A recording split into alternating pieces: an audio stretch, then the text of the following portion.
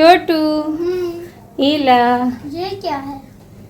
आम के बाटे शरबत बा, बहुत टेस्टी बा। पी के देखा था, चम्मच निकाल के पियो। अच्छा है।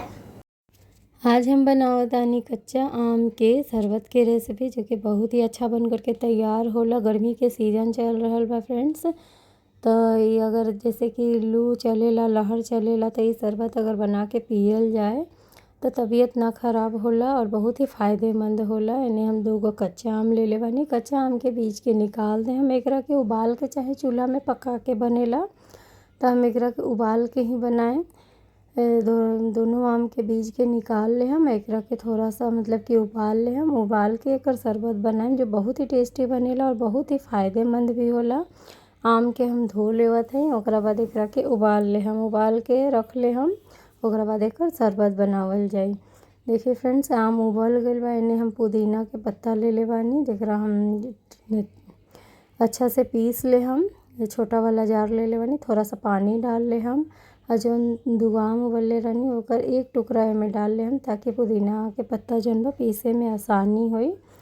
एकरा के पीस के एकर पेस्ट बना ले हम, ओकर बाद एकर शरबत बनावल जाए, जो कि बहुत ही अच्छा बन कर के तैयार होला। टेस्टी भी लागेला, खट्टा भी लागेला।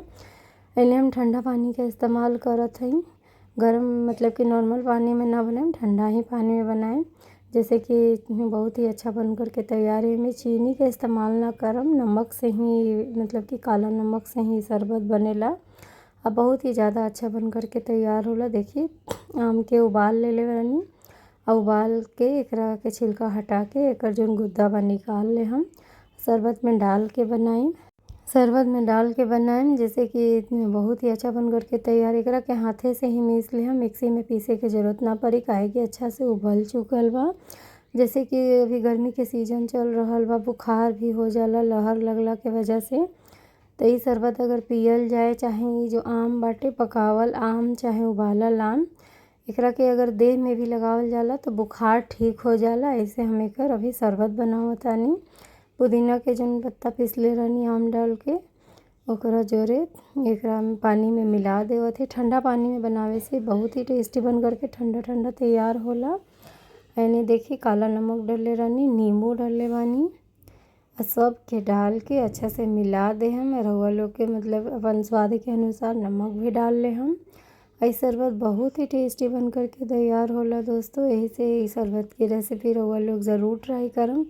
जलजीरा थोड़ा सा डाल देले बानी, एमे चीनी ना डलाई, चीनी डलला से मतलब कि एकर खट्टा मीठा टेस्ट हो जाई।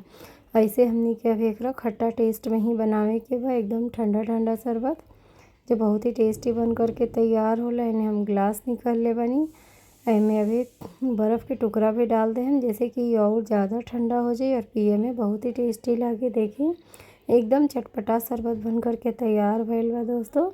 यानी गिलास में हम बर्फ़ डाल ले बानी, थोड़ा सा हम शरबत में भी बर्फ़ डाले रहनी, और गिलासों में डाले बानी बर्फ़ के टुकड़ा, जैसे कि शरबत और भी टेस्टी लगी।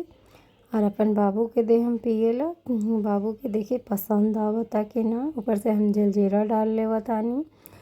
और जैसे कि हमनी के घर में भी रहेला या फिर धूप में भी जाइला, तो ई शरबत हमनी के पी सकीला। बहुत ही अच्छा बन कर के तैयार होला, हमनी के सेहत ला भी बहुत फ़ायदेमंद होला। चलिए बाबू के देवतानी पिएला। ये शरबत बा, बहुत टेस्टी बा। पी के देखा था, चम्मच निकाल के पियो। अच्छा है। इस शरबत की रेसिपी अच्छा लागल हो तो चैनल के लाइक शेयर सब्सक्राइब जरूर करी। मिला तानी अपन नेक्स्ट वीडियो में।